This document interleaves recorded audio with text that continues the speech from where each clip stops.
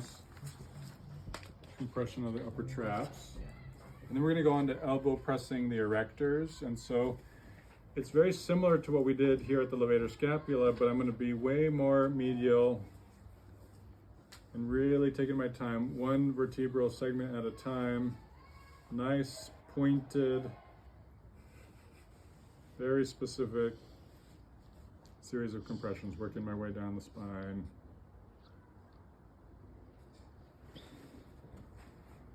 I can feel her spinous process over here, but it's not under my elbow point, but I can feel it over there. So I know I'm in the right place. If you need to, use your free hand to palpate as your elbow gets more sensitive. And once you know you're not on the spine, try not to stare down there so much so your posture's better.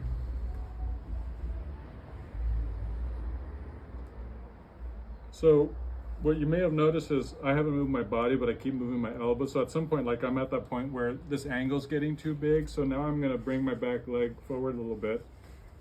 I don't want this angle to ever get too big because otherwise I'm being inefficient. I want there to be this nice balance. It's almost like this triangle is very stable. My shoulder and deltoid can be really relaxed. And I'm actively compressing or depressing my scapula using mainly my lats so that I'm really holding my scapula down to resist the forces that I'm creating, having to lift me up. Once I get kind of past the bottom of her scapula here, I'm actually going to stay on the point, but I'm going to turn almost perpendicular to the spine. So it can be broader if I can get a little bit across the ribs here, or I can keep it pointy. You can even brace here. All of this is an attempt to just be really stable. I don't want to accidentally slip and slide onto her spinous process. That doesn't feel very good. So far good?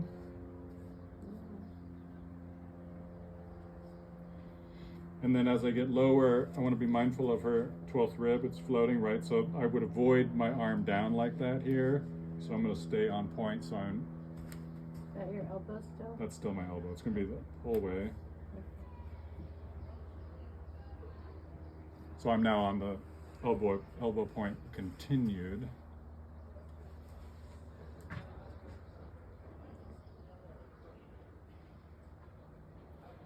I guess this would be Ty's equivalent to a nice elbow stripping of the erectors, working your way all the way down. So now I've reached the top of her ilium. So her spine's been going downhill. Now her pelvis is going uphill. So I can start to change my angle, and I'm gonna try and interface with her sacrum so that I'm roughly 90 degrees to the surface. So here I'm at the very top of her sacrum. Now I'm at elbow press sacrum. This is actually what we were discussing before. Yeah, it is. Pretty good. Are you on the sacrum? I'm right on the sacrum. That feels really good. I mean, Good. it's a little painful, but it's a good pain. That's what we want. It's effective pain.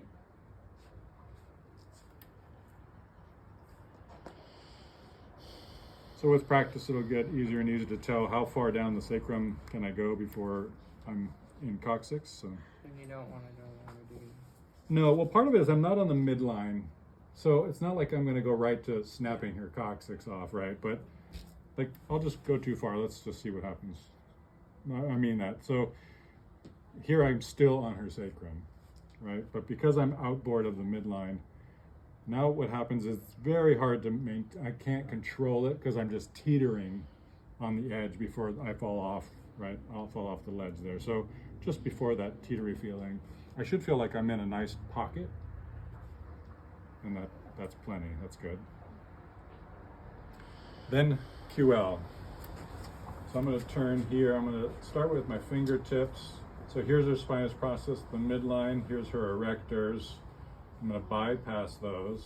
So I'm going to come in deep to the erectors. And so my fingers are pointing at the transverse processes that are pointing back at me. So I'm trying to pin the QL up against the transverse processes that it's attached to.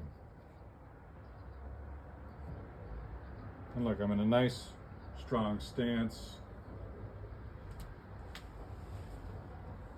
And then I'm going to angle, so I want to get into that nook where the pelvis and that fifth lumbar vertebrae meet, into that little corner, and I'm going to do a couple spots so I go deeper into the body at each one. So I'm getting sort of different levels of QL here. You're using your thumbs, right? These are my fingers, fingertips. Your fingertips. Yeah, I'll show you when you do that.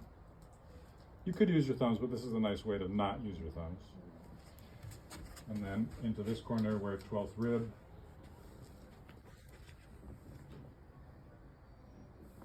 So 12th rib is a really good landmark. I don't want to be on 12th rib, but it funnels me right into where I do want to be.